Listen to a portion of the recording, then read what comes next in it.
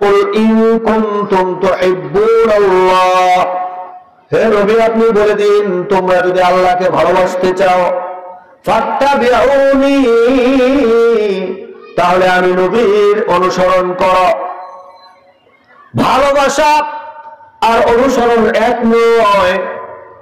ভালোবেসেছিলেন আবু তালিব, নবীজি সাল্লাল্লাহু আলাইহি সাল্লামের চাচা।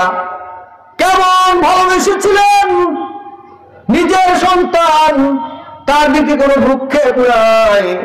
ভাতিজা, ইয়াতীম ভাতিজা, মা নাই বাবা নাই, আবু তালিব তাকে আগলে রাখতেন, নিজের ঘরে বুকের উপর রাখতেন। আবু তালিব কেমন মহব্বত করতেন! নবীজি সাল্লাল্লাহু আলাইহি ওয়াসাল্লাম যখন দাওয়াতের কাজ শুরু করলেন, কাফেররা বলাবলি শুরু করলো, অভিযোগ দিল আবু তালিবের কাছে, আপনার ভাতিজাকে বিরত রাখুন, আপনার ভাতিজা আমাদের বাপ দাদা 14 গোষ্ঠীর ধর্ম জলাঞ্জলি দিয়ে ইসলাম প্রচার করছে, আপনার ভাতিজাকে বিরত রাখুন। ডাক দিয়ে বললেন, ভাতিজা আমার, মানুষ বলাবলি করছে তুমি নতুন ধর্ম প্রচার করছো, আমাদের বাপ দাদার ধর্ম পিছনে ফেলে দিয়ে তুমি বিরত হও। আল্লাহ নবী কিচ্ছু বলে না, চোখের পানিতে গাল বেয়ে বেয়ে পড়ছে।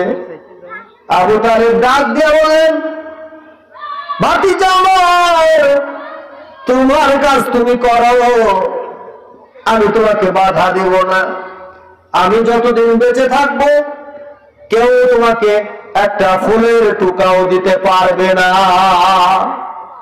এত মহব্বত করতেন, এত আদর করতেন আবু তালিব, কিন্তু ঈমান আনেন নাই। এজন্য বলছিলাম ভালোবাসা আর অনুকরণ অনুসরণ এক নয়। ভালোবাসলেই চলবে না, অনুসরণ করার মধ্যেই তো ভালোবাসা নিহিত। মান আহাব্বা সুন্নতি ফাকাদ আহাব্বানি ওয়া মান আহাব্বানি কানা মাই ফিল জান্নাহ। আল্লাহ নবী বলেন, যে আমার সুন্নতকে ভালোবাসে সে আমাকে ভালোবাসে, আমাকে যে ভালোবাসবে সে আমার সঙ্গে জান্নাতে থাকবে।